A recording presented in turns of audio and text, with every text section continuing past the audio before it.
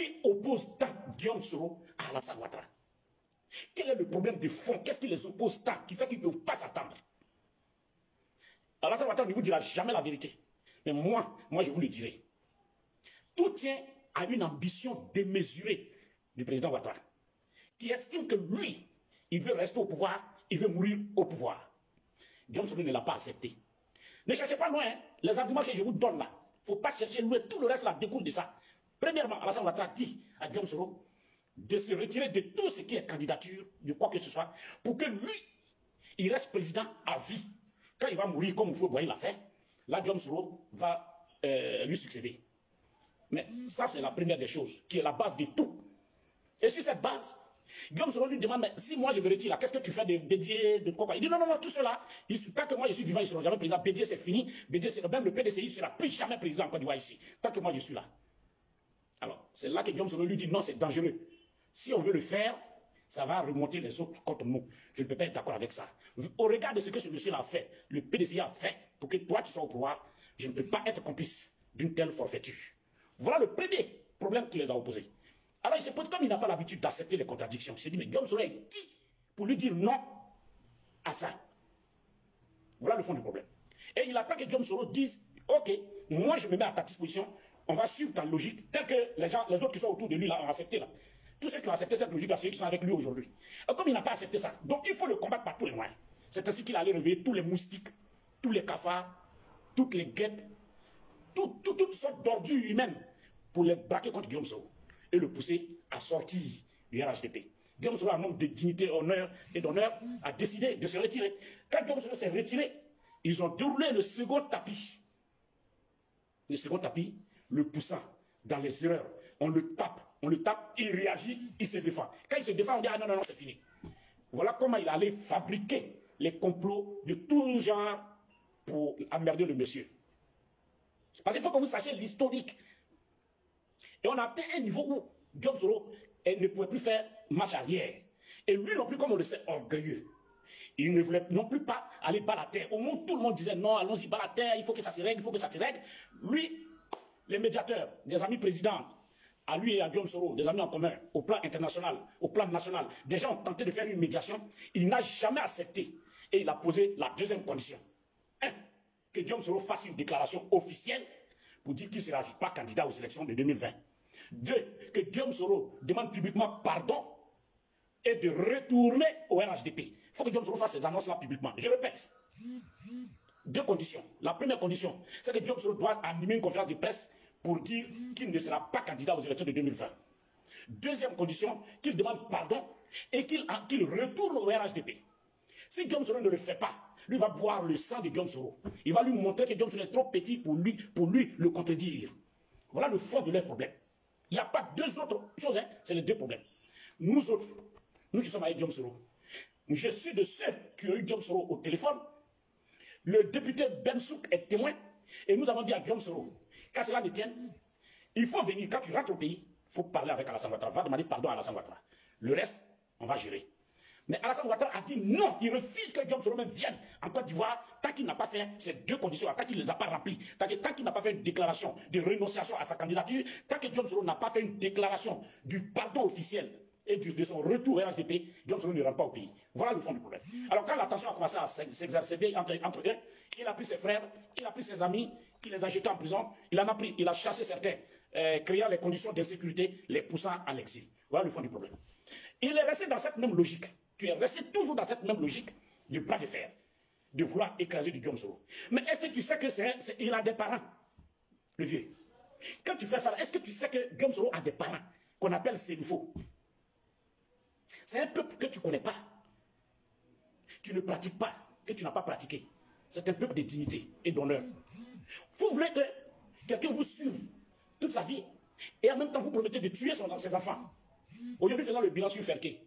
Prenez en prison aujourd'hui. Combien de fils de Ferké sont en prison? En dehors de Guillaume Soro qui est en exil, je vous informe, c'est comment Félicien est fils de Ferké. Il est en prison. Babou Traoré était du Kélogo. Lui, ils l'ont fait sortir. Babou Traoré, je vais vous raconter l'histoire. Babou Traoré est le petit frère direct de l'ami intime de photocopie, Ibrahim, Téné Ibrahim, qui est Bamoudi, actuel DG de FDP, je ne sais pas comment on appelle ça. Bon, écoute, il est DG d'une entreprise là-bas, et il est l'ami incontournable incontesté de photocopie. Mais ils sont allés prendre son petit frère pour le jeter en prison. Ça fait 2 cadres. Troisième cadre, Soro Simon, petit frère de sang de Guillaume Soro, il est en prison. Quatrièmement, Rigobert, le commissaire Rigobert, petit frère de sang de Guillaume Soro, il est en prison. Tout ça, ce sont des fils du Kologo. Et puis vous voulez que les peuples, c'est nouveau, c'est là pour vous applaudir dans ça. Pour votre bon travail. Parce qu'ils s'attendaient à ce que ce peuple-là fasse pression sur Guillaume Soro pour que Guillaume Soro respecte ces 2 conditions qu'il pose, c'est-à-dire la rénonciation à sa candidature et le retour au RHGP sur la base d'un pardon national public. Si Guillaume Soro fait ça, moi je le réunis. Si Guillaume Soro fait ça, moi je le réunis. Tout le reste que vous voyez là, c'est un discours. Tout le reste découle de ça. Parce que les gens ne vous disent pas la vérité. C'est le fond du problème. Et jusqu'à aujourd'hui, il tient à ça. C'est-à-dire que c'est les 2 conditions qu'il pose jusqu'à aujourd'hui. En dehors de ça, lui ne va jamais s'attendre à Guillaume Soro. Aujourd'hui, vous, mes parents, c'est le faux. Je vous fais un clin d'œil pendant que je parle à Alassane Ouattara. C'est vous qui nous avez mis au monde. Vous nous avez enseigné certaines vertus, l'honneur, la dignité. Ça passe devant tout en pays Sénufo. Le Sénufo, même pour mettre la main dans la nourriture de son propre frère Sénufo, là, il a honte. Il ne faut pas que le gars dise un jour j'étais nourri. La dignité, l'honneur, là, on ne s'amuse pas avec. Et votre fils, votre digne fils, vous en aviez 2, qui étaient des célèbres, que Dieu vous a donné le pouvoir d'avoir à la tête de l'État. Il s'agissait du premier ministre Amadou Koulibaly et Guillaume Soro, qui étaient les plus grands. Vous avez vu la manœuvre par laquelle il a poussé Amadou à mourir. Et devant vous, il est en train de faire la même manœuvre contre Guillaume Soro. Et il vous dit, dès qu'il gagne les élections, là, il va le mettre en prison à perpétuité. Ça, c'est un euphémisme d'ailleurs qu'il a utilisé. S'il a la possibilité de le tuer, il ne le laissera pas. Parce qu'ils ont déjà essayé ça à plusieurs reprises, ils n'ont pas pu tenter de le tuer. Et je reviendrai une autre fois sur les conditions dans lesquelles Guillaume Soro a échappé à la mort dans la main d'Alassane Ouattara, à plusieurs reprises. Alors, je vous prends à témoin, vous, nos parents Sénufo. Quand on dit Sénufo, le peuple Sénufo est très grand. Il y a Katiola, Niakara, Dabakala, Ferke, Wangolo, Boundiali, Sinematiali, Korogo, etc., etc., jusqu'à le peuple Sénufo de Odjene qu'on appelle les Nongolo. Tout ça, c'est le Sénufo. Devant vous, aujourd'hui, voilà ce qu'on fait à votre fils. Voilà ce qu'on fait à vos enfants. Ce que Ouattara fait à vos enfants. Mais dans ça, parmi vous, il y en a qui se lèvent pour continuer d'applaudir pour lui. Voilà, il y en a qui continuent d'applaudir pour lui. Et quand tu leur demandes, qu'est-ce que nous on peut faire? Oui, ils vont me chasser de mon poste. Ils vont m'arracher ma nourriture. Ta dignité est où? Ton honneur là, il est où? Aujourd'hui, c'est le fils du Kologo. Aujourd'hui, c'est le fils de l'Afokpo. Et demain, ce sera le fils de quels hommes? Alassane Ouattara, lui seul. Dites-moi, avant qu'Alassane Ouattara n'arrive au pouvoir, dites-moi franchement, nous, les gens du Nord là, dites-moi, est-ce qu'Alassane Ouattara a creusé un seul puits pour un seul village avant qu'il n'arrive au pouvoir? Comparativement à Guillaume Soro qui n'est pas encore président, chacun de vous n'a qu'à voir dans son village, au plan national même d'ailleurs, ça c'est tous les Ivoiriens. Voyez ce que Guillaume Soro a fait chez vous, avant même qu'il ne dise je suis candidat là. Voyez ce qu'il a fait chez vous. Et comparez ça à ce qu'Alassane Ouattara a fait pour vous, qu'il aurait pu faire, le multimilliardaire qui se disait, qu'il aurait pu faire avant même de prétendre être candidat en Côte d'Ivoire. Dites-moi, il a fait quoi pour vous?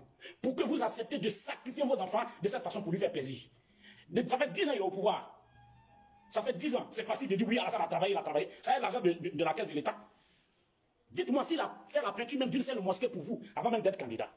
Il ne l'a jamais fait. Dites-moi s'il a creusé un seul puits avec le code là, pour que vous buvez. Il ne l'a jamais fait. Je vous demande donc de vous réveiller. Réveillez-vous. J'ai été fier de vous, mes parents, s'il vous faut, quand j'ai vu la dernière tournée d'Alassane Ouattara à Ferke. Ils ont forcé les élèves. C'est les élèves à les kakis là.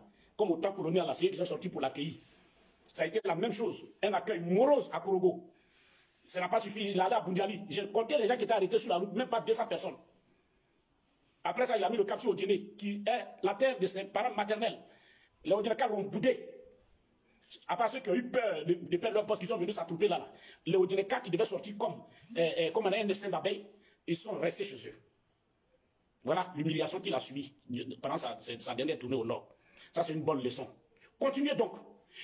On me dit que vous avez retiré vos cartes d'électeurs. Bon, si vous êtes prêts à nous faire sacrifier, à nous tuer, pour faire plaisir à quelqu'un qui, dès que le premier bruit sonne, il prend l'avion et il est parti. Et au pouvoir, mais vous ne le voyez pas. Ce n'est pas quand il sera hors du pouvoir que vous allez le voir. Invitez-le dès maintenant à la sagesse. Dites au président Alassane Ouattara que quand on est président, on doit réunir 3 qualités. Certes, il faut être compétent, mais il faut être sage dans les actes et la parole. Il faut être compétent, mais ça ne suffit pas. Il faut être sage et humble. C'est les 3 critères pour un grand homme. Je répète, tu veux être grand dans nos têtes, grand pour la Côte d'Ivoire, pour les Ivoiriens. Le président Ouattara, tu dois être compétent. Tu dois être sage dans la parole et dans les actes.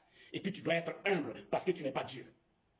Dieu n'aime pas ceux qui manquent d'humilité avec le pouvoir. Le pouvoir que tu détiens dans ta main, il est éphémère, il est passager. Il ne faut pas te baser sur ça pour écraser tout le monde. Quel est ce président qui est régulièrement dans la défiance, à qui on ne peut pas parler, à qui on ne peut pas donner conseil, qui effraie tout le monde, qui a traumatisé tout le monde autour de lui? Quel est ce président? Qu'est-ce que tu veux qu'on retienne de toi? Qu'est-ce que tu veux que nous, on retienne de toi? Un grand homme, parce que tu auras fabriqué des microbes. Un grand homme, parce que tu auras tué beaucoup de personnes. Un grand homme, parce que tu auras réglé par la vengeance des contentieux que tu aurais avec certains de tes frères ivoiriens. Moi, je pense qu'il faut que tu te ressaisisses. Ce n'est pas normal de te comporter de cette façon. Je suis désolé. Mais j'ai parlé aux parents une fois. Mais je vais dire un mot à mes parents pétés. Parce que vous ne savez pas. Moi, je suis d'éducation pétée. Hein. Mon père a eu une famille adoptive pétée. Et je suis membre de cette famille pétée. Donc, j'ai une partie de la culture pétée en moi.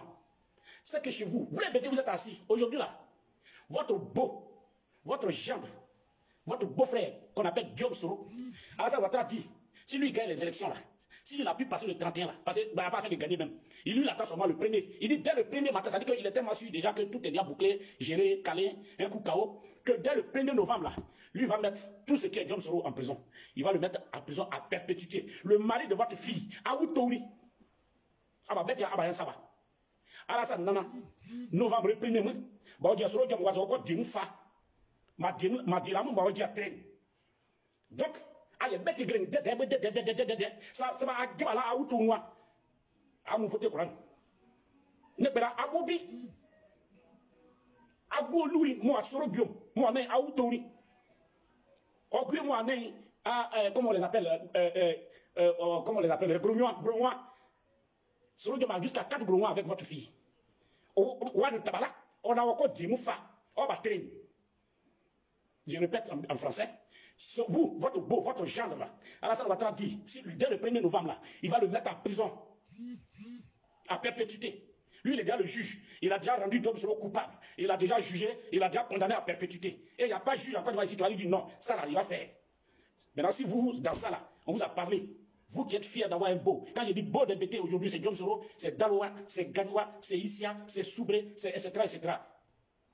Si vous êtes fiers de ces propos-là, que quelqu'un que vous devez soutenir sous prétexte qu'il a travaillé, celui-là doit tenir ses propos de vengeance de haine, suivez-le, allez retirer vos cartes, allez-y voter. Parce que quand Guillaume Soro dit qu'il n'y aura pas d'élection, c'est par rapport au discours d'Alassane qu'il le dit. C'est ce qu'Alassane sort de sa bouche qui augmente chaque jour le nombre de ses adversaires, de ses ennemis. C'est sur ça que Guillaume Soro se bat pour dire qu'il n'y aura pas d'élection. On dit non, Guillaume Soro, il compte sur quoi? Il compte sur Dieu. Non, il y en a qui pensaient qu'il allait prendre des armes. Non. D'autres personnes peuvent le faire, hein, mais nous, Guillaume Soro n'est pas dans ça. Nous, on n'arrête pas d'affaire des armes. Mais ce que nous, on sait, on prie chaque jour pour que Alassane Ouattara ne puisse pas être président après le 31. Voilà, c'est simple. Mais je finis avec Guillaume Soro pour vous dire, nous, on va tenir dans ça. On va tenir dans ça. On ne va pas abandonner. On n'abandonnera pas.